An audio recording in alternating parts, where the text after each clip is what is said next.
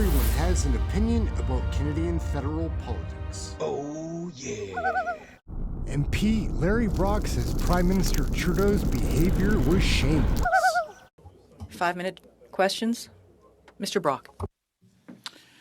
Thank you, Mr. Chair, and good evening, and thank you to both mayors for your attendance today and your participation in this important study. I'd like to start off with you, Mayor Dilkens, and I'm going to start off with a statement that seems so obvious, but I think it bears repeating. As an elected official, as you are, as an elected official as I am, you represent the people who supported you and voted for you in the same fashion as those who did not.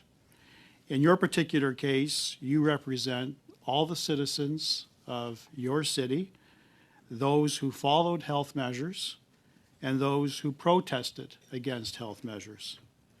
And while you may not personally agree with their positions, those who protested, nevertheless, you respected their minority opinions. You did not demonize those individuals. You did not stigmatize those individuals. You didn't call them names. You didn't call them racists, misogynists, and the type of language that any elected official should be saying to those who you don't agree with. Unlike our Prime Minister used that very divisive language. You stayed away specifically from that language, and you didn't pour fuel onto the flame. Would you agree with that statement? Well, I would say that it was a very difficult situation, and you know, if I went back and reviewed 54 or 55 interviews that I conducted in the course of 6 days, you know, would there be language changes I would make? Probably, but the temperature was already hot on the ground. This was unlike, I've lived in Windsor my entire life. But you didn't make it hotter. I attempted to stay away, not to make it any hotter, and to try and find solutions to actually overcome a very difficult situation in Windsor. Right, and notwithstanding, and you didn't mention this in your summary, notwithstanding the personal threats against you personally, perhaps your family, suspicious vehicles parked outside of your house, those were isolated incidents, and you didn't use that as a springboard, again, to demonize those who were protesting in your city, correct? That's true. Right. And I'd like to, with the time that I have remaining, is to actually congratulate you with your leadership, because I think it represented, in my view, a gold standard on how to effectively coordinate all the partners responsible for the successful ending of this protest.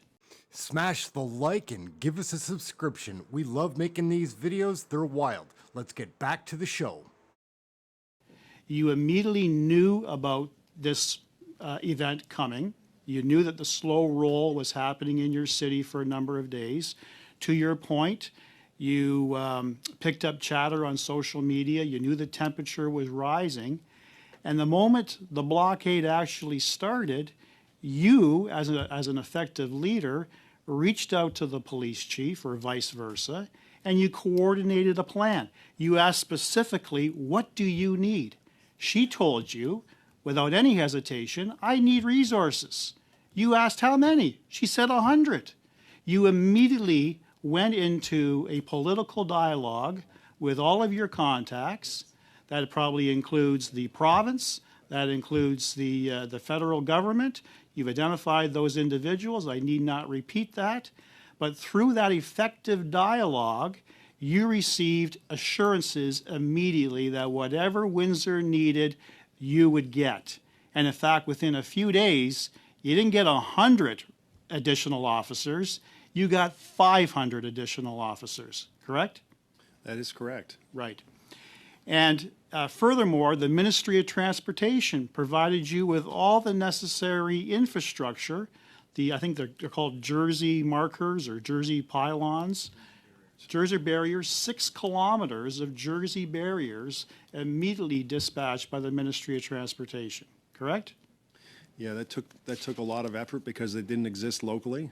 and police, OPP, and others had made a determination that that was the appropriate response in order to get the roadway leading to the Ambassador Bridge open and to maintain security. At the time I have, and I don't have a lot of time, but I will get a second round, I want to jump to the conclusion. The conclusion I want you to agree with me, hopefully, is that you, with your partners, with effective dialogue, with the police liaising directly with the protesters, not overtly increasing the temperature, you completely remove this protest without resource to anything within the Federal Emergencies Act, correct?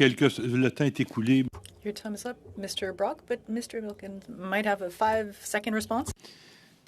The blockade was, the folks were removed before the Emergency Act was invoked, but something needed to be done to send a signal so that they didn't return, and that was the biggest fear that we had on our mind at the time, was a return.